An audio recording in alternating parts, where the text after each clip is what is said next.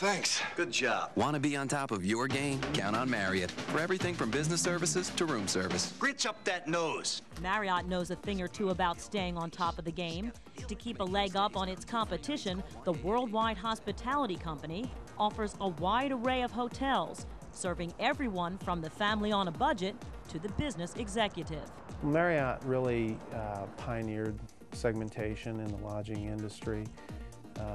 Took the Marriott brand, which was very well known, an established brand, and started to branch off into other customer segments. They saw an opportunity to grow the company by looking at moderately priced travelers who needed lodging, extended stay travelers, and built hotels.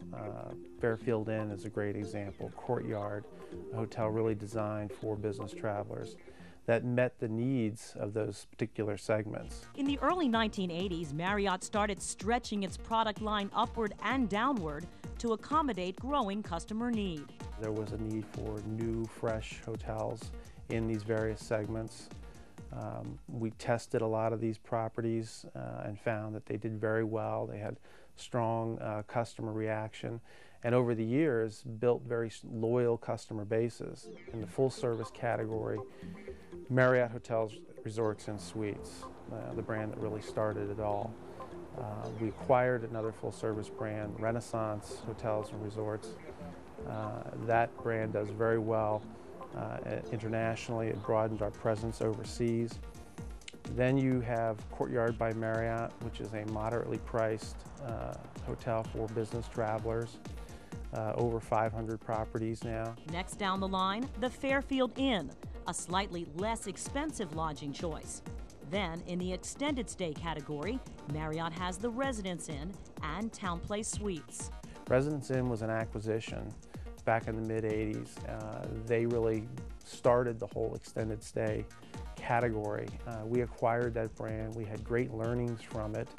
It's a highly successful lodging operation, and from that we developed TownePlace Suites, which is a little less expensive, but also an extended stay hotel. Spring Hill Suites, the newest and fastest growing all-suite brand, offers a suite that is up to 25% larger than a traditional hotel room. Other brands in the Marriott portfolio include Marriott ExecuStay, Marriott Vacation Club, its timeshare properties, and the Ritz-Carlton Club, its premier brand. The more than a dozen Marriott brands with some 2,500 hotels worldwide each have their own distinct personality and style and serve a particular customer segment. The Courtyard brand is clearly targeting the road warrior, the business traveler. The extended stay brands, Residence Inn and TownePlace Suites, some of the guests in those hotels are 6 months to a year living at the property. So that extended stay customer could be someone in a relocation, a government worker, a contractor, legal people doing depositions. The full-service Marriott and the Renaissance customer would be your more upscale business traveler, maybe entertaining clients, needing a restaurant, needing meeting space, looking for recreational facilities in the hotel. Fairfield Inn, those hotels, many of them positioned along major interstates, highways, attractive for that kind of customer, traveling on business by car, leisure customers looking for a value and a convenient location. Lambourne says while Marriott has worked very hard to carve out a niche for each brand, they all share the Marriott brand identity, the key ingredient to their success. I'd say the Marriott brand identity is really all about a commitment to service excellence, our people, a strong focus on the employees that work in the hotels, taking care of those associates so that they really can focus on their job, provide the level of service that customers demand and expect today. Lambourne says that service is consistent all over the world, from Philadelphia to Hong Kong. Each of these hotels are going to have their own personality. They're going to have distinct design and service levels that make you feel like I am in London, or I am in Munich, or I am in Paris. But you're going to still have that common thread running through all of them that this is a Marriott hotel, this is a Marriott operation. In each hotel, employees are given the reins to maintain the high-level service Marriott is known for. We work very hard to empower the employees at the hotel to really take care of the guest and do whatever it takes to make a guest feel comfortable, be happy, and be productive and get what they need to get done in the hotel. Rather than creating competition for itself, Lambourne says the numerous brands actually bring in more Marriott business. I think the brands do an excellent job of going after their particular customer segment. Each has its own loyal following. Each markets itself independently and as a group, as a portfolio of brands. There is some crossover, but we see that as a great opportunity in the sense that if a customer can't stay at a full-service hotel or has a different need, there's Marriott Courtyard or there's Residence Inn. So whatever happens, whatever that need might be, we're going to capture that customer, that piece of business. It's very important to the success of the company. You have to be careful in how you communicate and market when you have a variety of brands. We have a large portfolio. We have a lot of messages to communicate to customers and travelers.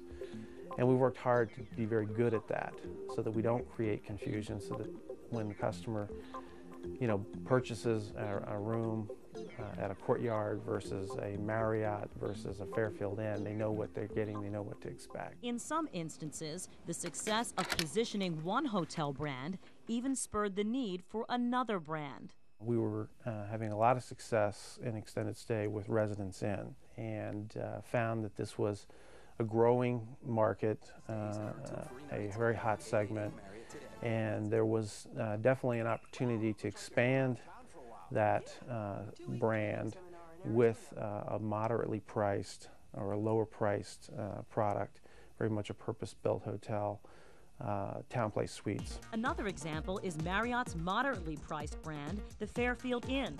As it grew in popularity, the company added some higher-priced suites to the product, equipped with a mini fridge, microwave, and separate living and sleeping area. As a few of them opened and we got good customer feedback on them, and we saw this dynamic with room rates and getting a slightly higher rate, the decision was that this might be a great product extension or brand extension for Fairfield. So we really looked at creating Fairfield Inn and Suites as a brand extension for Fairfield Inn. Opened some underneath that name, and they did, as we expected, quite well. In 1957, J.W. Marriott opened his first hotel, Twin Bridges, in Arlington, Virginia. From there, Marriott hotels began to sprout up all around the country. Today, after 75 years in the industry, Marriott is in some 65 countries and has $20 billion in sales. But the company's corporate philosophy from those founding days is still Marriott's mission today. There is a real passion for service, and it's very much instilled in the employee, and that employee has a sense that they're part of something and their needs are going to be met. Lambourne says it's that service that keeps customers coming back to Marriott. For the Pearson Video Library, I'm Trish McShane, Business Now.